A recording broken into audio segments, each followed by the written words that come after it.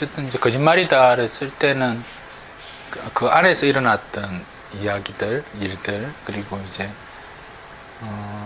그 안에서 이제 세월호, 특히 세월호 피해자들이 느끼고 있는 어떤 감정들, 이런 것들이 이제 좀 사실적으로 그대로 이렇게 좀 적나라하게 이렇게 쓰고 싶었고, 그게 필요한 시기였던 것 같고요. 그리고 이제 아름다운 구이는 사람이여라를 쓸 때는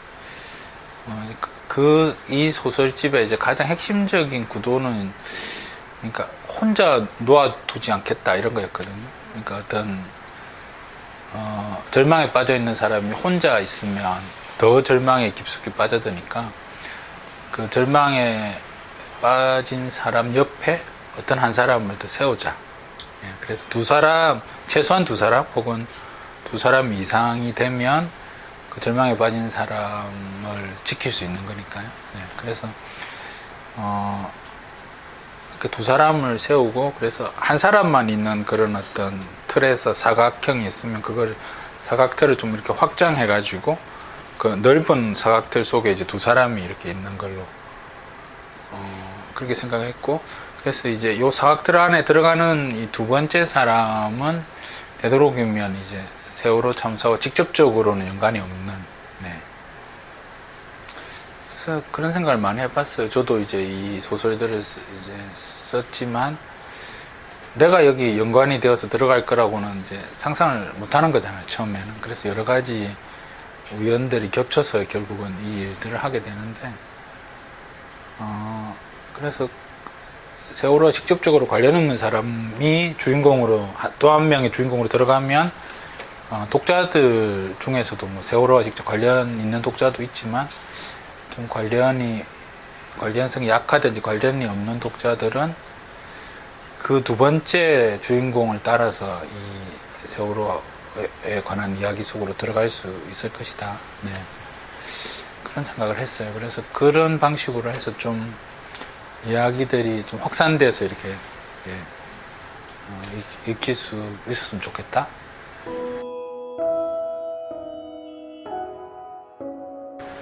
그렇죠. 뭐 세월호 피해자, 그러니까 뭐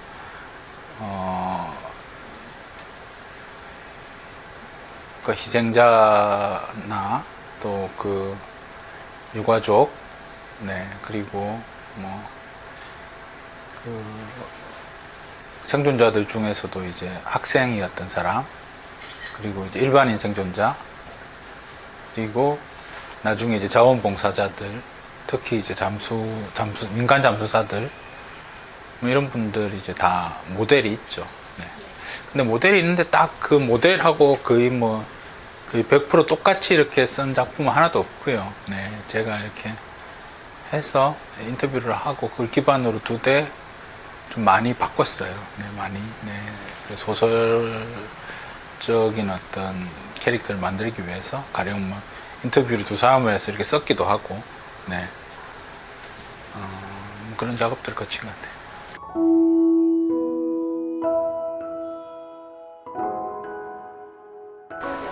그러니까 이제 그거는 이제 두 부분이 있는 건데, 하나는 우선 이제 그 생존 학생들을 좀 만났었죠. 그래서 그 생존 학생들 중에서 이제 선생님이 되겠다는 학생들이 이제 몇 사람 있었던 거죠. 그 친구들은 지금 이제 사범대학 다니고 있는 거고요.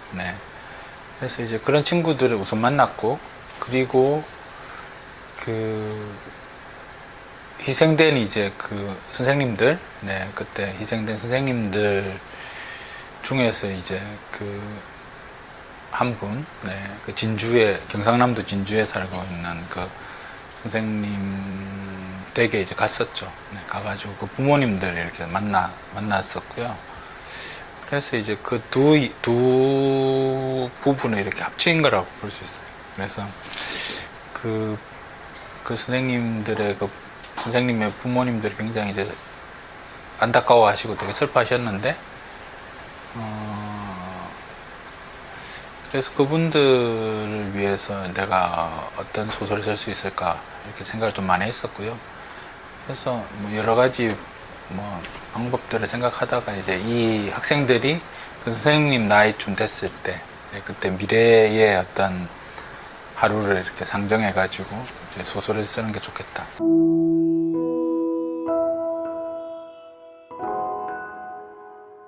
그러니까 거짓말이다의 추천사를 써주신 이제 정혜신 선생님이나 혹은 이명수 선생님 이런 분들이 이제 그 고민하고 있는 것 중에 하나가 이제 겹겹이라는 어떤 개념이거든요. 그래서 피해자가 있으면 그 피해자를 돕는 사람들이 일단 옆에 있어가지고 이렇게 둘러싸고요. 그럼 피해자를 돕는 그 사람을 다시 돕는 사람들이 다시 이렇게 둘러싸고, 그래서 겹겹이 이렇게 계속 둘러싸야지만 살 수 있는 사회, 그런 사회가 이제 건강한 사회라는 거죠. 그래서 그 겹이 이제 없든지 아니면 겨우 한 겹 두를까 말까 이 정도가 되면 그 제일 바깥에 있는 사람들은 이제 힘든 부분들이 많아지는 거죠. 그래서 제가 이제 이 단편집을 쓰면서도, 그러니까 결국은 이제 소설이라는 게 이렇게 다른 사람의 이야기를 계속 등장인물들을 만들어서 이렇게 쓰는 거지만 그게 결국 자기 자신한테 이렇게 돌아오는 거니까, 이런 이야기를 쓰고 있는 나 자신은 어떤 사람인가? 그리고 나는 이런 활동들로부터 어떤 걸 얻었고 또 어떤 상처를 받았고 뭐 이런 것들에 대한 생각들도 사실 있는 거죠. 네, 그래서 그런 걸 이제 제가 이번 작품에만 그런 게 아니고 그 이전에 이제 제가 썼던 역사 소설, 서러워라 잊혀진다는 것은이나 이번에 이제는 신작 이토록 고관여내나 이런 데 보면 탕모독이 나와요. 네. 그래서 뭔가 내 자신의 어떤 작가 자신의 반성 뭐 이런 것들이 필요할 때는 이제 그 인물을 페르소나죠, 일종의 이렇게 내세워서 어떤 이야기들을 풀어가 보는. 네. 그럴 때마다 이제 그 인물과 그 인물이 질문을 던지는, 탕모독이 질문을 던지는 그 반대편의 어떤 존재가 있는 거고요. 그래서 그 단편 소소한 기쁨에서는 이제 얼마 전에 돌아가신 신영복 선생이 그 이야기의 또 다른 이제 주인공, 숨어 있는 주인공이라고 할 수 있겠죠.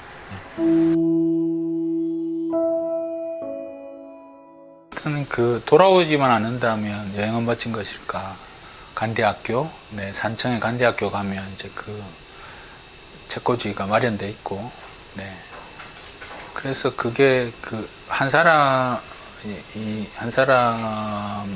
세상을 떠났지만 그 사람이 읽던 책이 그 또래 친구들한테 이렇게 전달되고, 그래서 그 또래 친구들이 그 사람이 읽었던 그 책을 통해서 다시 친구가 되는 뭐 그런 관계가 굉장히 이제 쓰면서도 이제 이건 실제 이제 그런 일이 일어나고 있는 것이기도 하지만 이제 내가 소설을 쓰는 이유이기도 하겠다, 뭐 그런 생각을 해서 그게 굉장히 그 작품이 되게 여러 번 생각이 나더라고요, 순간순간. 네. 그러니까 뭐 그 불행이나 불운 혹은 뭐 이게 대참사 속에서도 아름다운 어떤 인간의 이런 것들은 이제 피어나는 거니까, 네. 그런 게 이제 이번에 새로 출간된 이제 아름다운 고인은 사람이여라에 담겨 있는 것 같고요. 그래서 꼭 뭐 그 책을 읽으면서 세월호 참사를 생각한다기보다는 대만에서 있었던 여러 가지 불행한 사건들, 네. 그리고 그 역사적 사건들 속에서 인간다움을 지키려고 했던 어떤 그런 사람들을 떠올리면서 이 책을 같이 보시면 좋지 않을까. 네. 그래서 그런 걸 이제 다음에 인스타그램에서 보고 싶어요. 네.